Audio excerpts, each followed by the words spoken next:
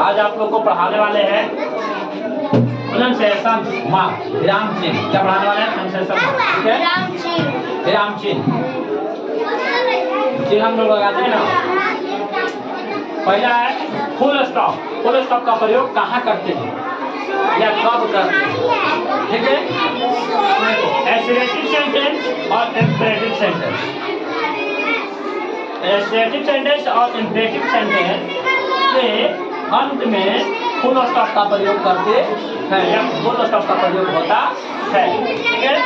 जैसे आई eight assertive sentence है, कथनावाचक है। I the mango, I am not going to Patna, assertive sentence हुआ।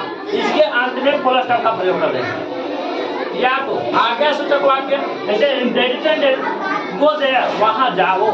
फुल स्टॉप मतलब ये देखो ये बिंदु है ना छोटा सा, इसको फुल स्टॉप बोलते हैं। याद हो गया? चलिए नेक्स्ट, कॉमा। कॉमा का प्रयोग वहां होता है जहां कम रुकना हो।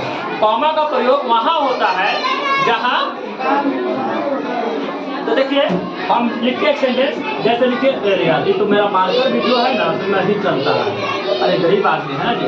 I have a cow, I have a cow, यहाँ लिखेंगे comma and cat, and sorry cat नहीं, एंड कुछ लिख दो, ox and ox and cat. मेरे पास एक गाय, एक बैल और बिल्ली है। एक बिल्ली है, एक कैट लिख दो। समझ में गया? तो यहाँ पर थोड़ा सा रुकना था, इसलिए कॉमा का प्रयोग किए। समझ में गया? तो कॉमा का प्रयोग कहाँ करते हैं?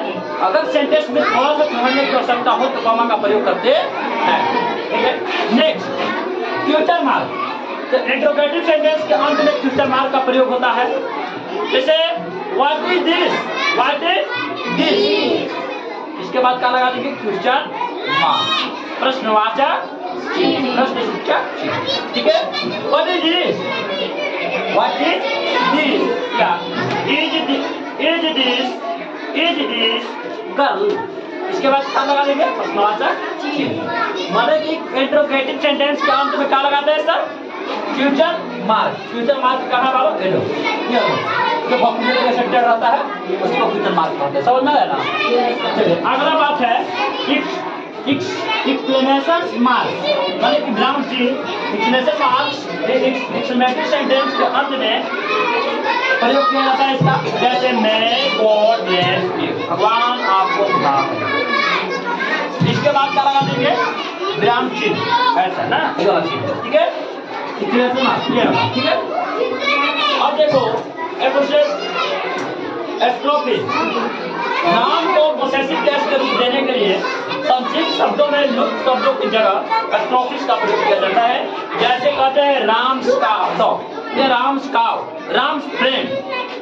तो राम के बीच में बाबू, राम के बीच में ऊपर क्या लगता है? छोटा सा कॉमा रहता है, उसको एस्ट्रोफिस बोलते हैं, ठीक है? और एस लगता है तो उसी को बोलते हैं एस्ट्रोफिस, बोलते हैं ना? जैसे राम का पढ़ दिया इसको, राम डॉग, राम की गाय, राम फ्रेंड, राम की दोस्त। आगे है inverted comma. Sir inverted comma क्या होता है? तो किसी वक्ता के कथन को उसी के शब्दों में कहने के लिए इन्वर्टेड कॉमा का प्रयोग किया जाता है। जैसे he said, या तो he said to me, यहाँ पर लग जाता है comma. he said to me, वह मुझसे कहता है। इसके बाद यहाँ से इन्वर्टेड कॉमा स्टार्ट हो जाता है। he said to me I am going to Patna, और I am going to Patna को इन्वर्टेड कॉमा के अंदर बंद कर दी जाती है।